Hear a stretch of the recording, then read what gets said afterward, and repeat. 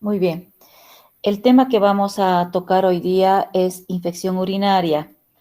La infección urinaria es un diagnóstico muy importante en pediatría. Eh, ¿Cuáles son los objetivos?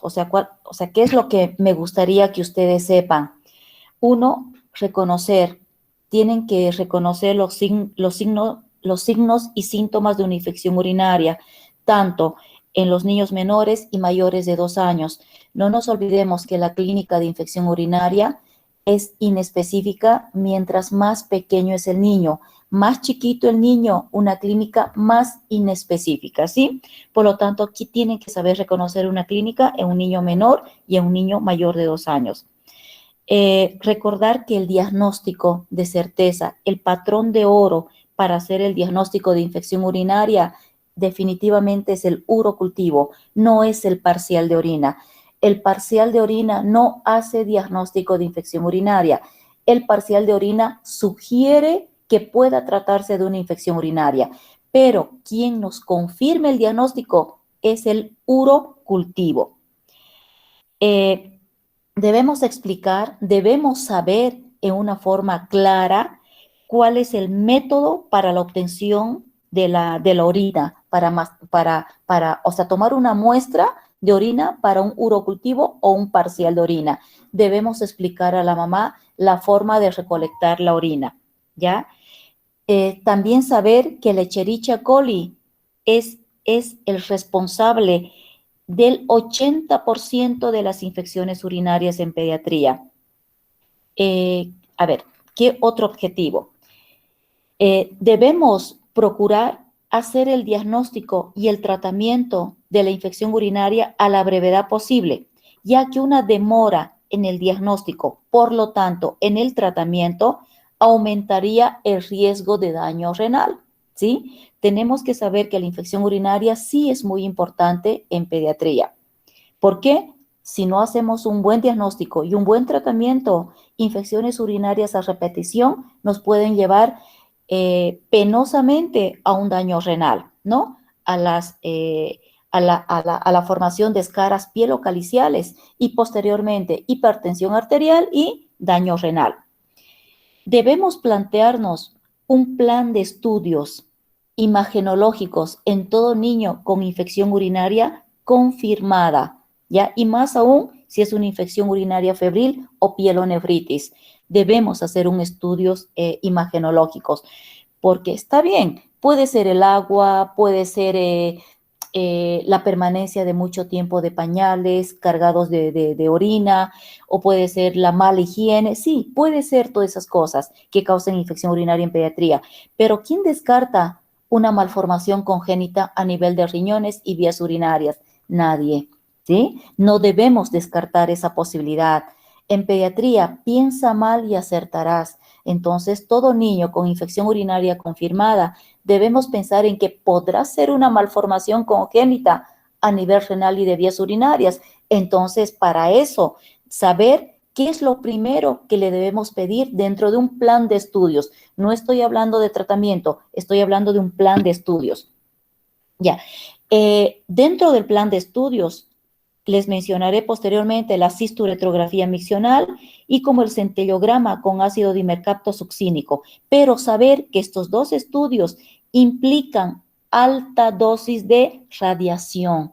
Entonces debemos tener buen criterio para solicitárselas, ¿sí? Esos son los objetivos de la clase. Pasamos a la primera diapositiva. Entonces, lo primero que quiero mencionarles es los conceptos. ¿Ya? ¿Qué significa bacteriuria significativa? Bacteriuria significa presencia de bacterias en la orina. Significativa, que es positivo, ¿sí? Entonces, y obviamente para hablar de bacteriuria significativa, estamos hablando de los resultados del urocultivo de acuerdo a la técnica, al método de recolección de orina, ¿ya? Así, podemos decir que bacteriuria significativa es cuando existe mayor de 100.000 unidades formadoras de colonia por mililitro, cuando la muestra se ha obtenido por una micción espontánea, o sea, la técnica del chorro medio. Después les voy a explicar qué significa chorro medio, ¿ya? Entonces, mayor de 100.000 unidades formadoras de colonia por mililitro en una muestra obtenida por chorro medio. Generalmente el chorro medio se obtiene en niños continentes, en niños que ya controlan los esfínteres, el niño que se levanta en la mañanita y quiere hacer pis, ¿ya? Ahora, una técnica, chorro medio. La otra técnica, punción suprapúbica, que es la técnica más confiable y más estéril. Entonces, por la punción suprapúbica, cualquier grado de desarrollo bacteriano obtenida por una punción suprapúbica es una bacteriuria significativa. ¿Ya? Después les voy a hablar para gram positivos y para gram negativos cuál es el recuento. Otro método es la sonda vesical. Un recuento de 50.000 o mayor de 50.000 unidades formadoras de colonia por mililitro de una muestra obtenida por sondeo vesical. Entonces, estas son las técnicas de recolección de la orina para el urocultivo. Entonces, si estas vienen positivo, significa una bacteriuria significativa. Luego tenemos la bacteriuria asintomática, o sea, que encontramos bacterias en orina, pero el niño no tiene sintomatología, ¿sí? Entonces, literatura antigua nos menciona que frente a una bacteriuria asintomática debería medicarse el niño, pero la última literatura nos indica que no debemos medicar a un niño con bacteriuria asintomática, porque no. Infección urinaria es la presencia de bacterias en la orina más sintomatología clínica. Si solamente nosotros encontramos bacterias en orina, pero el niño no tiene nada de clínica de infección urinaria, por lo tanto, no debemos medicarlo, ¿ya? No debe ser tratada con antibióticos. Y además, no deben realizarse cultivos de control en estos pacientes asintomáticos. Si el niño no tiene clínica, ¿para qué le vamos a pedir un urocultivo? ¿Sí? Entonces, luego, pielonefritis aguda. ¿Qué significa pielonefritis aguda? La infección urinaria puede ser alta y puede ser baja, ¿sí? La infección urinaria, perdón, acá infección urinaria baja primero, ¿no? Ya les había mencionado que la infección urinaria puede ser alta y puede ser baja. La infección urinaria baja que compromete vejiga y la porción distal de la uretra se conoce como cistitis aguda o infección urinaria baja. En cambio, la infección urinaria alta que compromete parénquima renal se conoce con el nombre de pielonefritis aguda.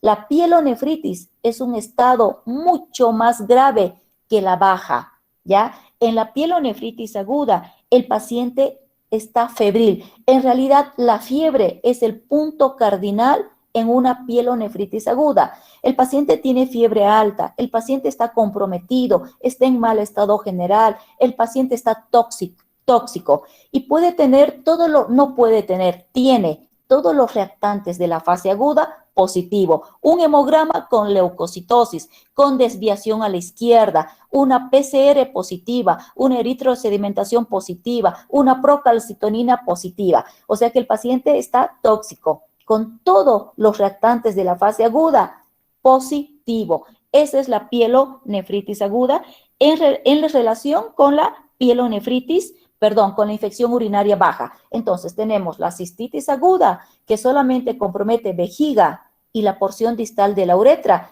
y la pielonefritis aguda, que compromete el parénquima renal, ¿ya? Obviamente, el parénquima renal y las estructuras adyacentes, o sea que es compromiso renal. Por eso, en la pielonefritis aguda, nosotros podemos encontrar un niño con una insuficiencia renal. Luego, daño renal congénito es la presencia de riñones de menor tamaño por reducción de la masa nefronal, ¿ya? Eso lo hacemos, hacemos el diagnóstico de un daño renal congénito por imagenología. Por X motivo, uno le pide una ecografía abdominal y ahí encuentra que los riñones están más chiquitos, o por ahí ni siquiera tiene un riñón, o por ahí tiene un riñón muy grande, una hidronefrosis, etcétera, ¿no? Luego tenemos infección urinaria recurrente. ¿Cuándo decimos que hay una infección urinaria recurrente? Cuando el niño tiene 2 episodios de infección urinaria, más de 2, presencia de 2 o más de 2 episodios de infección urinaria en 6 meses o 4 episodios de infección urinaria en un año. Ahí hablamos de infección urinaria recurrente y esta es peligrosa. ¿Ya? Frente a un niño con infección urinaria recurrente, nosotros tenemos la obligación de estudiarlo. ¿Qué es lo que está pasando? ¿Tiene alguna malformación renal? ¿Tiene alguna malformación a nivel de las vías urinarias? ¿Es un paciente inmunológicamente deprimido? ¿Sí? Porque mientras más infecciones urinarias tenga, mayor riesgo de daño renal permanente. O sea que ojo con la infección urinaria recurrente. Podemos decir que la infección urinaria es la infección bacteriana más frecuente en pediatría, principalmente en los primeros 3 meses, y es la tercera causa de fiebre en niños después de los problemas respiratorios y de los problemas gastrointestinales. Primero respiratorios, luego gastrointestinales y en tercer lugar, la infección urinaria es la causa de fiebre más frecuente en pediatría. ¿Ya? En pediatría hay un diagnóstico que se llama FOD, fiebre de origen desconocido. ¿Qué significa? Fiebre de origen desconocido. Acá el niño lo único que tiene es fiebre, fiebre, fiebre y fiebre. Uno lo revisa y no encuentra nada al examen físico. Oídos normal, garganta, pulmones, nada, absolutamente nada. Lo único que tiene fiebre, ¿sí? Entonces, ¿qué debemos pensar? ¿Será una infección urinaria?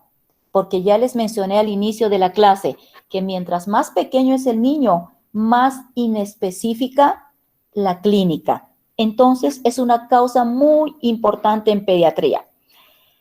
¿Qué más? Es más frecuente en varones en los primeros 3 meses y luego en las niñas es durante todo el año. ¿Qué es infección urinaria? Ya les había mencionado. Es la presencia de síntomas y signos clínicos más la presencia de bacterias en orina. Esa es la infección urinaria, ¿ya? Y también ya les he explicado, según localización, la alta y la baja. El índice de recurrencias es alto, principalmente en niñas.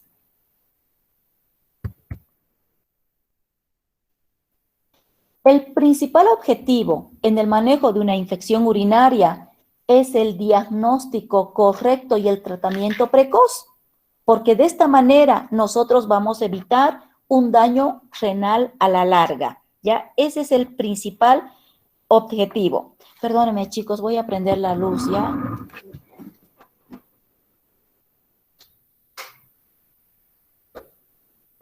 Está empezando a oscurecer más rápido, ya.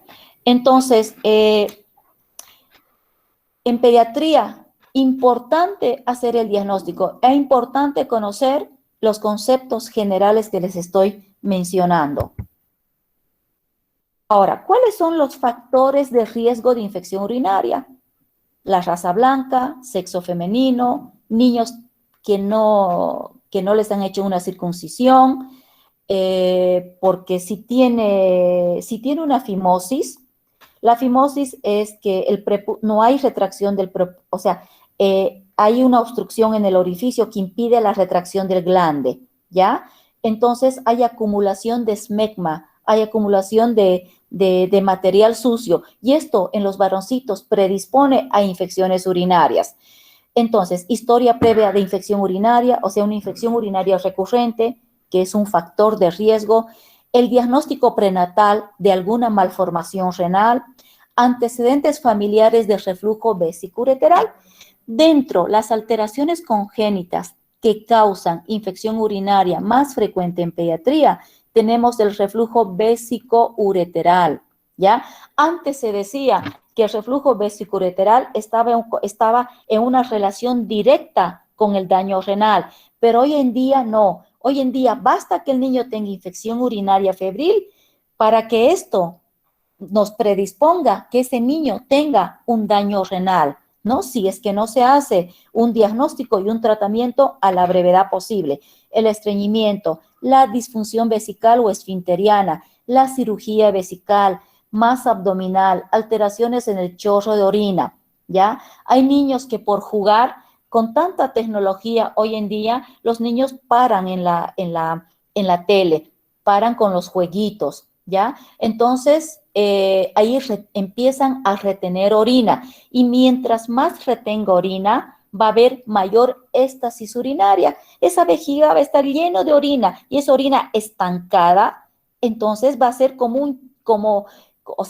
a ser como un charco de agua que favorece la proliferación bacteriana, ¿ya? Y el niño por jugar no termina de eliminar, de vaciar completamente la vejiga, ¿sí? Lesión de la médula ósea. Hay lesión de la médula ósea, nos puede dar una vejiga neurogénica, una vejiga pero complaciente, que no se contrae, por lo tanto acumula gran cantidad de orina.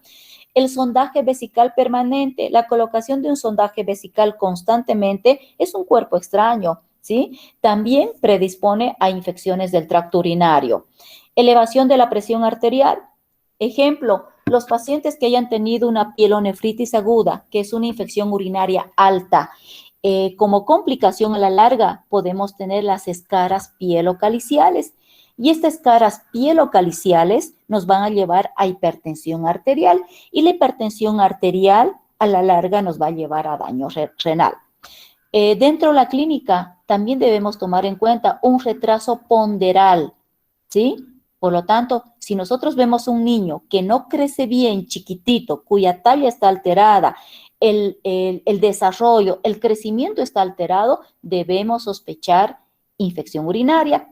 Fiebre de origen desconocido, también debemos sospechar infección urinaria. Mala técnica de higiene perineal, ¿ya? Las mamás, por ejemplo, piensan que su niña es de cristal y no les asean los genitales. Cuando es una niña, la mamá tiene que separar los labios mayores para hacer una buena higiene, ¿sí? Porque si no, ahí se acumula. Y es más, aparte que le ponen gran cantidad de talco, y hay mamás que les ponen maicena y los dejan con el pañal durante mucho tiempo. Entonces, eso se humedece y es un medio para cultivo, proliferación de bacterias, ¿no? Otra mala técnica de higiene, y en los varoncitos ya les he dicho, ya que no retraigan, que el niño tenga fimosis y acumule gran cantidad de esmegma. En las mujercitas, no se olviden que la distancia entre el ano y la zona genital es corta, ¿sí? Entonces la mamá tiende a limpiarle de atrás para adelante. O sea, cuando hace caquita la niña, le limpia de atrás para adelante. Entonces, ¿qué está haciendo? Está contaminando con materia fecal la zona genital. ¿Y qué hay en la materia fecal? Escherichia coli. Entonces, ¿cuál es la vía más frecuente de una infección urinaria? La vía ascendente, ¿sí? Esa es la vía ascendente por mala técnica de higiene. La actividad sexual en adolescentes, ¿sí? Pacientes adultos o adolescentes con una actividad sexual también son propensos a infecciones urinarias. La clínica. La clínica, les había mencionado que depende de la edad y de la localización. Mientras más pequeño el niño, más inespecífica la clínica. Y la clínica también va a depender de la localización. Ya les he mencionado, si es una alta, estamos hablando de una pielonefritis aguda, estamos hablando de una infección del parénquima renal y las estructuras adyacentes. Por lo tanto, el niño va a estar febril, el niño va a estar decaído, comprometido, tóxico, en mal estado general, incluso puede estar séptico, ¿sí? A punto de partida de una pielonefritis. Puede tener una sepsis. Mientras más pequeño, mayor riesgo de una infección bacteriana grave, como ser la sepsis o como ser una meningitis, ¿ya? Entonces, en cambio, la baja nos da manifestaciones urinarias más específicas, poliuria, polaquiuria, tenesmo, urgencia miccional, ¿sí? Entonces, la clínica depende de la edad y de la localización. Acá tenemos un niño mayor de 2 años, perdón, menor de 2 años. El diagnóstico es difícil. ¿Por qué? Porque la clínica es más inespecífica. Debemos sospechar cuando hay fiebre sin causa evidente, cuando hay alteración de la ganancia de peso, hay una alteración en el desarrollo pondoestatural, cuando el niño tiene vómitos, tiene diarrea o rechaza la alimentación, ¿ya?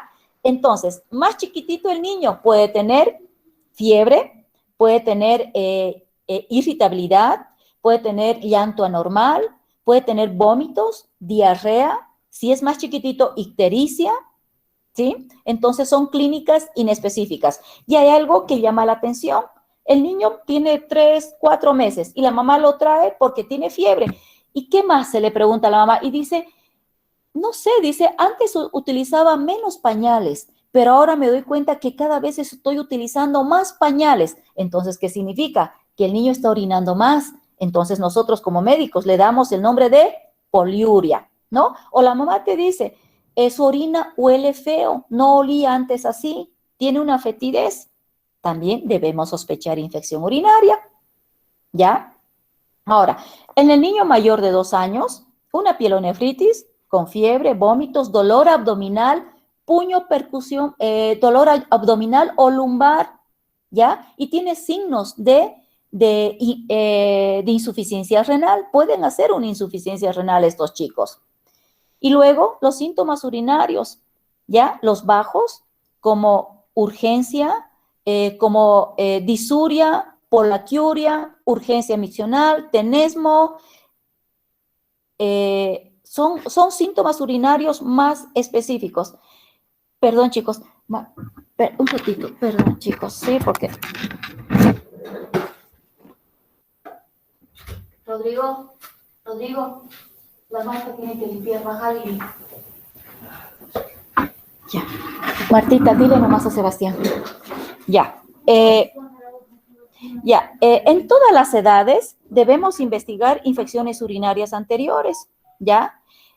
Fiebre de causa no clara, si has recibido tratamiento con antibióticos, historia familiar de infecciones urinarias y reflujo vesicureterales. Y obviamente hallazgos ecográficos prenatales, que el ginecólogo por X motivo le haya pedido una ecografía ginecológica, una ecografía, y ahí se ve que el bebé tiene algo alterado a nivel renal. Clínica, síntomas más frecuentes en el niño menor de 2 años, fiebre, vómitos, dolor abdominal, rechazo al alimento. Síntomas menos frecuentes, puede estar letárgico, irritabilidad, detención de la ganancia de peso, hematuria, disuria, ¿ya? Dolor al orinar, la disuria. Mayor de 2 años, los síntomas más frecuentes, poliuria, disuria, incontinencia, dolor lumbar, dolor abdominal, fiebre, y menos frecuentes, fiebre, malestar, vómitos, hematuria y orinas turbias, fétidas. Acá está. El patrón de oro para hacer el diagnóstico de infección urinaria es el urocultivo. Chicos, me siguen escuchando, ¿verdad? Sí, doctora. Gracias. O sea, hablo y por ahí ni siquiera tengo público. Ya, el patrón de oro para hacer el diagnóstico de infección urinaria definitivamente es el urocultivo. No hay otra, chicos. No pueden hacer diagnóstico de infección urinaria con el parcial de orina. El parcial de orina sugiere, nos dice, acá pasa algo. Ojo, doctor, acá pasa algo. ¿Sí? Pero no nos puede hacer el diagnóstico. Si tenemos un parcial de orina normal y el niño tiene clínica evidente, entonces nada, tenemos que pedirle urocultivo. Ahora, las técnicas, ya les he mencionado, tenemos técnicas no invasivas y tenemos técnicas invasivas. Dentro de las técnicas no invasivas tenemos chorro medio. ¿Qué significa? Micción espontánea. Generalmente chorro medio es en niños continentes, en niños que controlan esfínteres. Y mejor si es el primer pis de la mañana, ¿ya? Si el niño ya está controlando esfínteres, obviamente que dormirá toda la noche. entonces no se levantará en la noche a hacer pis. Entonces, mientras mayor tiempo permanezca la orina en vejiga, mayor proliferación bacteriana y mayor posibilidad que nosotros rescatemos bacterias en el primer pis de la mañana.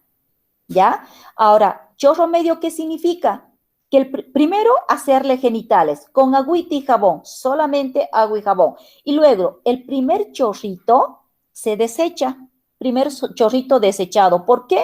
Porque está barriendo los productos que puede existir a nivel de la uretra distal, ¿ya?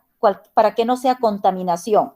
Entonces, el chorrito medio. Y tiene que ser en un frasquito estéril, en un frasquito que la mamá se tiene que comprar de la farmacia, que vienen en bolsita. Y sacar de su bolsita el frasquito en el momento de agarrar la orina. No es que en la noche le saco de su bolsita, lo dejo ahí sobre algún mueblecito y al día siguiente agarro ahí la orina. No, debemos sacar de su bolsita en el momento que vamos a agarrar la orina. ¿Ya? Eso es chorro medio. Al acecho, ¿qué significa? Un niño de 8 o 9 meses que todavía no controla esfínteres y que yo no quiero utilizar pruebas invasivas como la punción suprapúbica y el cateterismo vesical. ¿Por qué? Porque son procedimientos invasivos. Entonces, al acecho, ¿qué hago? Le doy bastante líquido, ¿sí? Bastante líquido al niño y espero, le lavo sus genitales o se le explica a la mamá que le dé bastante líquido, que le hace genitales y que se siente ahí con los genitales descubiertos, sentadita la mamá al lado del niño con su frasquito en la mano. Y cuando es varoncito es fácil, ¿sí? Porque el varoncito hace pis ahí como un arco iris, ¿no? Bueno, no, sin colores, pero ¿no? Ahí la orina como un arco, entonces es fácil agarrar, romper la bolsita y poner debajo del chorro de orina, ¿ya? En la mujercita es lo difícil porque se pierde y se va toda la zona se va por detrás, se pierde lamentablemente, pero eso significa el acecho. Las invasivas, tenemos la punción suprapúbica. Y chorro medio y al acecho les había dicho que es positivo cuando tenemos un recuento mayor de 100.000 unidades formadoras de colonia por mililitro, ¿sí? Dentro de las técnicas invasivas tenemos la punción suprapúbica. Es la técnica más confiable, más estéril, pero es un procedimiento invasivo que no se la podemos hacer a todos los niños. La punción suprapúbica y el cateterismo vesical debemos guardar para casos especiales, para niños comprometidos, para niños sépticos o para neonatos o niños menores de 3 meses, donde el niño tiene fiebre y nos urge a nosotros descartar que no sea una infección urinaria. ¿Ya? Es una punción suprapúbica. ¿Cuál es el requisito? Vejiga llena. ¿Ya? Porque, ¿cuál es el riesgo? Perforación de recto. ¿Sí? Entonces, mejor si la punción suprapúbica la hacemos con orientación ecográfica, pero lamentablemente, chicos, estamos en Bolivia y no tenemos, imagínense, si nos cuesta tanto conseguir una ecografía para algo importante, no vamos a conseguir para una punción suprapúbica, ¿no? Entonces, hacemos la punción suprapúbica, lo ideal, ya les he dicho, mediante orientación ecográfica. Con un bisel, con el bisel hacia arriba, 2 a 3 centímetros por encima de la sínfisis del pubis, e introducimos la aguja en la línea media, ¿no? Introducimos en sentido perpendicular, ¿ya? Y al introducir, no tenemos que ir aspirando. Cuando esté en vejiga y solita la orina va a salir, ¿ya? Ahora, ¿cómo nos aseguramos que esa vejiga esté con orina? Darle, por ejemplo, un biberón llenito al niño, unos 40, 50 minutos antes de hacer la punción suprapúbica. Pero ya les repito, lo ideal es hacer mediante ecografía. Luego, y cuando es por punción suprapúbica, si es un gran negativo, basta que pesquemos uno ya es positivo. En cambio, si es un gran positivo, tenemos que tener mayor de 1000 unidades formadoras de colonia por mililitro. Si es un gran positivo, mayor de 1000. En cambio, si es un gran negativo, suficiente, un hito y ya es positivo. Ese chico tiene infección urinaria. Luego, el cateterismo vesical es Otro procedimiento invasivo, ¿sí? ¿En qué casos no se hace cateterismo vesical? En un niño que tenga una balanopostitis, que tú apretes el prepucio y salga pus, en una vulvovaginitis. ¿Por qué? Por ahí ese chico no tiene infección urinaria y más bien vamos a introducir por vía ascendente alguna bacteria, ¿no? Entonces, ¿y qué recuento? 50,000 o mayor de 50,000 unidades formadoras de colonia por mililitro es infección urinaria. Entonces, esta es la técnica. Ahí está, punción suprapúbica, ya les he dicho. Ya, cateterismo vesical y chorro medio. Las bacterias más frecuentemente aisladas, el 80% es Escherichia coli. Luego tenemos Proteus, Klebsiella, Enterococo y también tenemos Estafilococo, ¿sí? La más importante, la Escherichia coli, que es un gran negativo. El parcial de orina. El parcial de orina no hace diagnóstico de infección urinaria. El parcial de orina no sugiere y nos puede orientar a tomarle un urocultivo e iniciar el tratamiento en forma empírica a la brevedad, porque el resultado del urocultivo va a tardar. Teóricamente, la primera lectura del urocultivo nos tendrían que decir a las 24 horas, luego a las 48 horas, ¿verdad? Pero acá en nuestro medio, generalmente al tercer, cuarto día, recién quinto día nos están informando el urocultivo. Entonces, el parcial de orina sugiere, puede tratarse de una infección urinaria, ¿ya? ¿Y qué parámetros debemos tomar en cuenta en un parcial de orina? Leucocitosis, ¿sí? Mayor de 5 leucocitos por campo o mayor de 10 por milímetro cúbico no sugiere una infección urinaria. La ausencia de leucocitos en un parcial de orina no excluye el diagnóstico y su presencia tampoco lo confirma, ¿sí? O sea que nos sugiere, ni nos confirma, ni nos descarta. Piocitos. Ya el 13% de niños pueden no tener piocitos. Hematíes. Los hematíes mayor de 5 hematíes por campo. Cilindros leucocitarios. La presencia de cilindros leucocitarios sugiere una pielonefritis, o sea, una infección urinaria alta, porque acá ya dijimos que la infección urinaria alta es compromiso del parénquima renal. Entonces, presencia de cilindros significa lesión glomerular. En una infección urinaria baja, no tiene por qué haber cilindros leucocitarios. No hay cilindros leucocitarios. En una alta, sí. Cilindros leucocitarios con bacteriuria significativa, infección renal. La tira reactiva. ¿Ya? La tira reactiva la podemos hacer inmediatamente y nos puede mostrar la presencia de nitritos y estearasa leucocitaria, que ambas juntas, o sea, nitritos positivo más estearasa leucocitario, grandemente, o sea, gran posibilidad de que sí realmente se trate de una infección urinaria, ¿ya? ¿Qué significa la presencia de nitritos? Significa la capacidad de las bacterias de degradar los nitratos de la dieta a nitritos, ¿ya? Y la estearasa leucocitaria es una prueba indirecta de la presencia de leucocitos, o sea, es una enzima que producen los leucocitos. La presencia de nitritos y estearasa leucocitaria positivos sugieren fuertemente el diagnóstico de infección urinaria, ¿ya? Mientras que si ambos son negativos, quedaría descartada casi en la totalidad de pacientes. O sea, ustedes fíjense la importancia de nitritos y estearasa leucocitaria.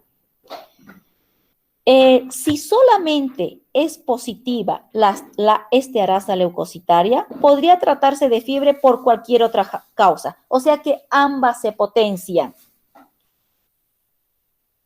¿Ya? Obvio, vuelvo a repetir, si bien el sedimento urinario y las tiras reactivas son orientadoras de infección urinaria, el diagnóstico de certeza continúa siendo mediante el urocultivo. No hay dónde perderse. Aquí está. Sedimento urinario y las tiras reactivas son orientadoras, pero el diagnóstico de certeza se hace con urocultivo. Esa es la forma de la tirita reactiva. Fíjense en el dibujito. Criterios de internación, menor de 3 meses, ¿sí? Pero obviamente, yo personalmente, si hay un niño que tiene 5 meses y tiene infección urinaria y está vomitando y tiene mucha fiebre, yo prefiero internarlo. ¿Por qué? Porque mientras más pequeño el niño, mayor riesgo de una infección bacteriana grave, ¿sí? ¿Qué pasa si yo lo mando a la casa y la mamá vive en la punta del cerro y no me ha entendido bien los signos de alarma? Porque en pediatría nos manejamos con signos de alarma, ¿sí? Los pediatras no somos como los médicos de adultos. Los pediatras tenemos que dejar de escribir y mirarle a la cara a la mamá y explicarle lo que tiene su niño, cuándo debe volver, si su niño sigue vomitando, si sus ojitos empiezan a dormir, si su niño no está lactando, si su niño no se prende bien de la teta, no está succionando bien, está durmiendo mucho, etcétera. Todos los signos de alarma, ¿ya?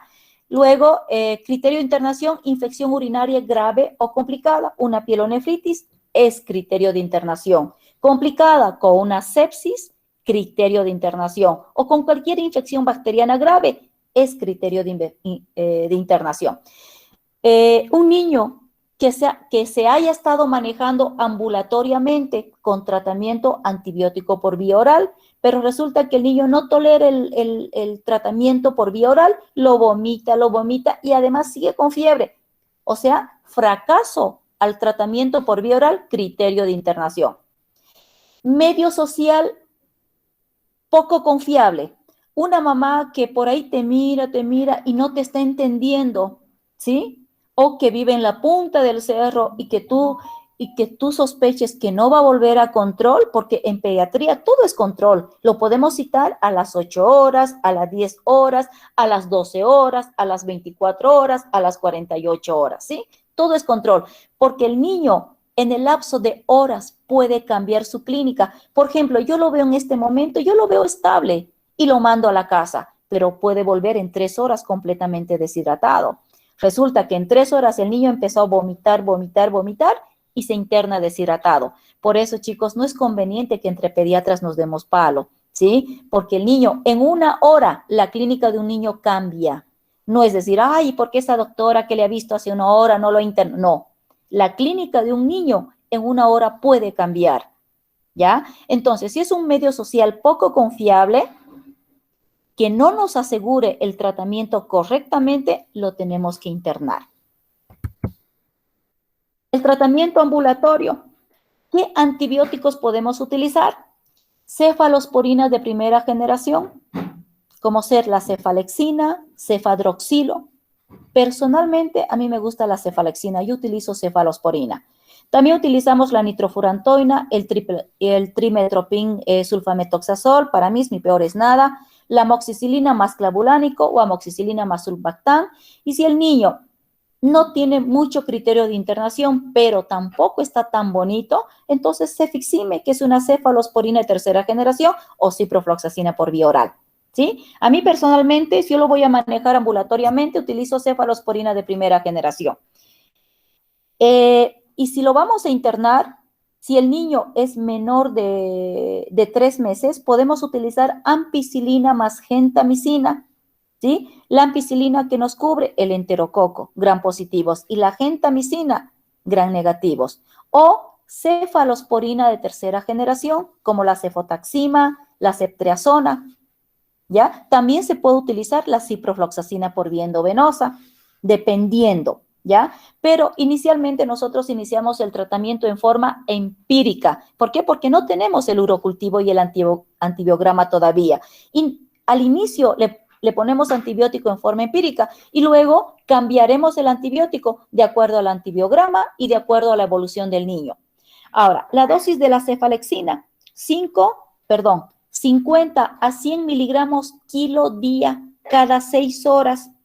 La amoxicilina clavulánico es de 50 a 100 Yo utilizo 60, 70 miligramos por kilo día cada 8 horas. Cefadroxilo, que es una cefalosporina de primera generación, 30 miligramos kilo día cada 12 horas. Cefixime, que es una cefalosporina de tercera generación, utilizo de 8 a 10 miligramos kilo día una vez al día cada 24 horas. Cotrimoxazol, dependiendo, si tomo en cuenta la trimetropina, 6 a 8 miligramos kilo día cada 12 horas. Si tomo en cuenta el sulfametoxazol, 40 miligramos kilo día. La ciprofloxacina, 20 a 30 miligramos kilo día cada 12 horas. ¿Sí? Ahora, la nitrofurantoína logra buenas concentraciones en la orina, pero no en la sangre. Por lo tanto, la nitrofurantoína no debe usarse en infecciones urinarias altas o con fiebre, ¿sí? Está bien, la podemos utilizar en una cistitis, en una infección urinaria baja, pero no en una alta, ni en un paciente que está con complicaciones. Entonces, estos son los antibióticos que podemos utilizar en forma ambulatoria o en un paciente internado. La gentamicina es 5 a 7 miligramos kilo día cada 24 horas. La ampicilina podemos llegar a utilizar 100 a 150 miligramos kilo día cada 6 horas. Y la cefalosporina de tercera generación por vía endovenosa, la cefotax, utilizamos 100 a 150 miligramos por kilo día cada 6 horas. La ceftriaxona, 100 miligramos kilo día cada 12 horas. ¿Sí? Ahora, la duración del tratamiento. Si es una pielonefritis, podemos el tratamiento hasta 14 días, pero no necesitamos tenerlo internado al niño durante 14 días. El niño puede estar internado 7 días. Si después del 7º día el niño impresiona buen estado general, ya no tiene fiebre, ya no vomita, tolera bien la vía oral, está reactivo, está vital, cardiopulmonar y hemodinámicamente está estable, entonces ha completado 7 días de tratamiento por vía endovenosa, por ejemplo, la cefotaxima, estaba con cefotaxima, 7 días, yo lo mando a la casa con otra cefalosporina de tercera generación, pero por vía oral, como ser la cefixime, hasta completar en total 14 días. O sea que no necesariamente lo tenemos que tener internado los 14 días, ¿sí? Dependiendo de la respuesta y de la evolución del paciente. La prevención, la higiene anal correcta, como les había explicado, ingesta frecuente de agua, vaciado vesical frecuente, los niños no se tienen que aguantar, tenemos que hacer una buena educación para que estos niños tengan que ir al baño. Y la profilaxis con antibiótico,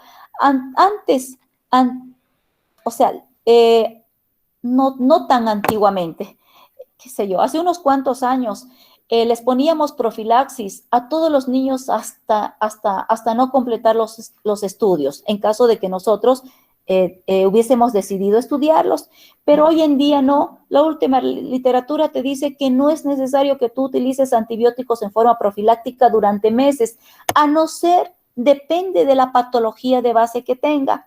¿Por qué? Si nosotros utilizamos, porque la profilaxis con antibiótico es darle antibiótico a una 4ª dosis cada noche antes de dormirse, ¿sí?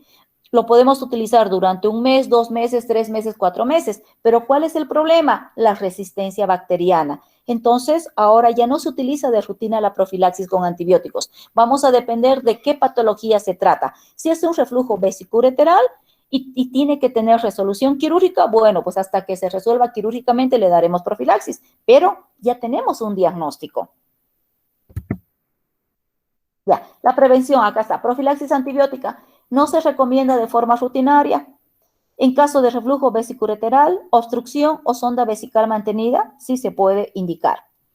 En caso de utilizar el trimetropin sulfametoxazol como profilaxis, 2 a 3 miligramos por kilo en niños mayores de 2 meses. Si es amoxicilina o cefalosporina de primera, segunda generación, en menores de 2 meses podemos llegar a utilizar. La nitrofurantoína también en mayores de 2 años, 2 miligramos por kilo.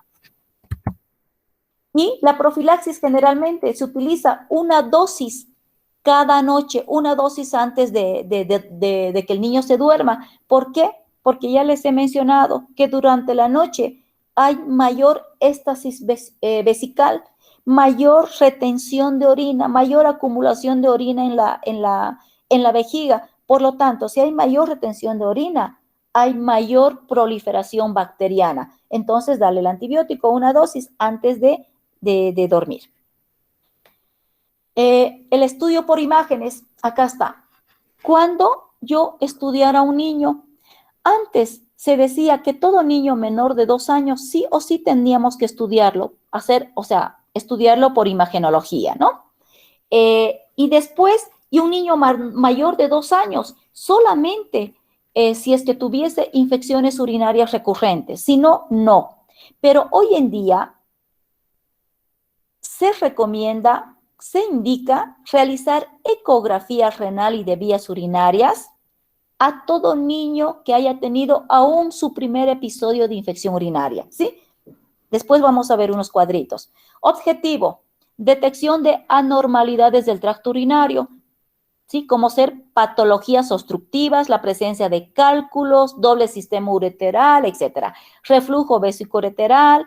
¿Y para qué? Para evitar el riesgo de infecciones urinarias recurrentes, ¿ya? Y detectar niños con daño renal o, al contrario, prevenir que estos niños tengan a la larga un daño renal.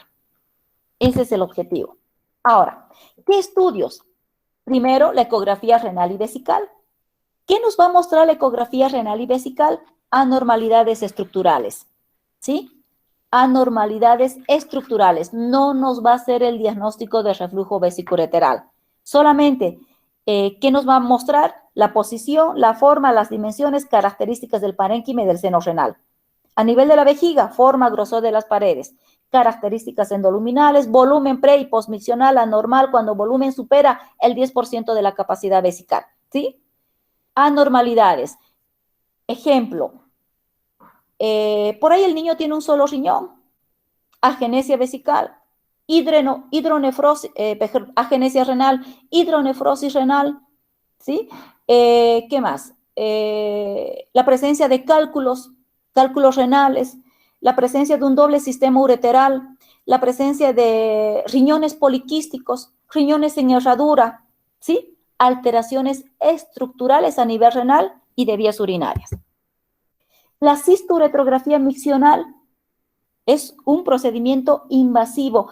Esta sí nos hace diagnóstico del reflujo vesicoureteral, ¿sí? ¿Cuál es el problema? Alta dosis de radiación, especialmente a nivel de gónadas, ¿ya? ¿Qué nos demuestra? La anatomía de la vejiga y de la uretra, la presencia o ausencia de reflujo vesicoureteral.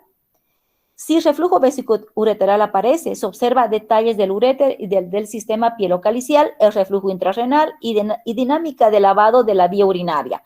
Permite clasificar a los reflujos vesicoureterales en grados del 1 al 5. Informa acerca de la función y coordinación de la vejiga y del esfínter uretral. Pero el problema, alta dosis de radiación. Centellograma renal con ácido dimercapto succínico, también alta dosis de radiación, ¿sí? Es la técnica de elección para el diagnóstico de pielonefritis aguda. Pero actualmente, se decía que la ecografía renal no nos hacía el diagnóstico de pielonefritis aguda, pero actualmente un buen aparato, con un buen médico ecografista, con ecodoppler y todo, se puede hacer el diagnóstico de pielonefritis, pero la técnica de elección es la centellografía renal con ácido dimercapto succínico, ¿no? Para eso nos sirve, para el diagnóstico de pielonefritis aguda. Y lo más importante, para ver las secuelas en un niño que haya tenido pielonefritis. Porque todo niño, mientras más pequeño sea y tenga infecciones urinarias altas o pielonefritis, mayor riesgo de escaras pielocaliciales. Entonces, ¿cómo debemos evaluar estas escaras pielocaliciales? Con la centellografía renal, con DMSA, ¿ya? Y debemos evaluar estas escaras a los 4 a 6 meses después de haber pasado el cuadro agudo de pielonefritis, ¿sí? Entonces, para eso nos sirve. El seguimiento del paciente con infección del tracto urinario. O sea, ¿cómo hacemos el seguimiento? Antes que pase a esto, la cisturetrografía y el centellograma lleva alta, o sea, tiene alta dosis de radiación. Se le implica esto, alta dosis de radiación a un niño. Imagínense ustedes que cada uno de estos estudios supone, más o menos equivale como que el niño estuviese sacando 40, 50 placas de tórax. ¿Sí? Y estas 40, 50 placas de tórax, que es el límite de exposición anual. Imagínense lo que significa. Cada uno de estos estudios equivale a 40, 50 placas de tórax. Entonces, alta radiación. Ahora, ¿cómo hacemos el seguimiento de una infección del tracto urinario? Si el niño tiene una primera infección urinaria con buena respuesta al antibiótico, ¿sí? Obviamente ya les he mencionado que todo niño con infección urinaria tenemos que hacer una ecografía renal y vesical. Si este niño, su primera infección urinaria, pero que ha respondido bien al antibiótico y la ecografía renal y vías urinarias es normal, ¿qué vamos a hacer? Si tiene menos de un año, ¿ya? Al mes podemos hacer la cistouretrografía, al mes. Si la cisturetrografía nos dice que tiene reflujo vesicureteral, entonces, ¿qué hacemos? Centellografía con ácido dimercaptosuccínico a los 6 meses, siempre que el niño sea menor de un año, ¿ya? Si el niño es mayor de un año, ha respondido bien al tratamiento antibiótico y tiene una ecografía normal, no se hace más estudios. En el menor de un año debemos tomar conducta, pero en el mayor de un año no se observa nada más, no se hace más estudios. Ahora, pero si es una infección urinaria atípica, ¿qué significa una infección urinaria atípica? Que el paciente esté séptico, el paciente esté muy comprometido, que el paciente no responda al antibiótico normalmente utilizado frente a una infección urinaria o que esté complicada con otras infecciones bacterianas graves. Y atípica, eso me estaba olvidando, y atípica, ya les había mencionado que el germen más frecuente era la Escherichia coli. Y atípica es cuando este niño tiene una infección urinaria que no sea por Escherichia coli, ¿sí? Entonces, frente a una infección urinaria atípica o complicada, pero que la ecografía renal y vesical sea normal, si es menor de un año, hacemos exactamente lo mismo que el anterior. Al mes le hacemos una cisturetrografía y centellograma con ácido dimercaptosuccínico a los 6 meses del episodio. Si el niño es mayor de un año, le hacemos centellografía con ácido dimercaptosuccínico a los 6 meses del episodio. Si esta centellografía es normal, ya no hacemos nada. Si es anormal, hacemos una cistouretrografía. Esa es la forma de estudiar. Acá está la ecografía renal de vías urinarias, la cisturetrografía, la gammagrafía con DMSA. Muy bien, chicos. Ese es el tema de infección urinaria. Se los he tratado de resumir y les he dado los puntos más importantes que ustedes deben saber como alumnos de quinto año. ¿Sí? Eso es todo. ¿Alguna pregunta, chicos?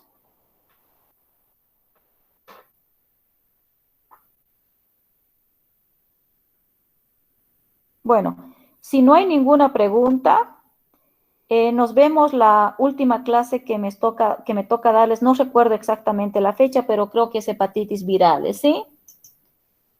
Doctora, buenas tardes. Muchas gracias. Muchas gracias, doctora. Chicos, a ustedes gracias, ¿no? Y felicidades, de verdad, mil felicidades por haber hecho toda esa campaña de vacunación, estar todo el día y bueno, y realmente me alegro. Felicidades, chicos. Y yo siempre soy partidaria de defender a los jóvenes y vuelvo a repetir, me alegro en el fondo de mi corazón que algún joven se haya colado para vacunarse porque yo defiendo mucho a la juventud, ¿sí? A mí me gusta trabajar con jóvenes. Así que un abrazo, chicos, y mil felicidades. Y sigan adelante. Nos vemos la próxima clase. Doctora, buenas tardes. Una preguntita, por favor. Adelante. ¿Podemos usar fosfomicina en niños? ¿Perdón? ¿Podemos usar fosfomicina, doctora, en los niños? Fosfomicina. Sí. No conozco ese medicamento, no utilizamos en niños. Todos los medicamentos que les he mencionado, esos son todos los utilizados en pediatría. Fosfomicina, no sé, por ahí tiene otro nombre, pero fosfomicina no. Está bien, doctora. Muy bien, chicos, ¿alguna otra pregunta?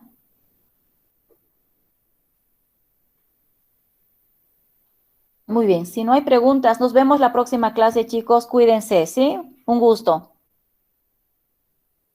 Gracias, Muchas doctora. gracias, Tenga buenas doctora. tardes. Buenas tardes. Igualmente, chicos, sí, hasta luego. Cuídense.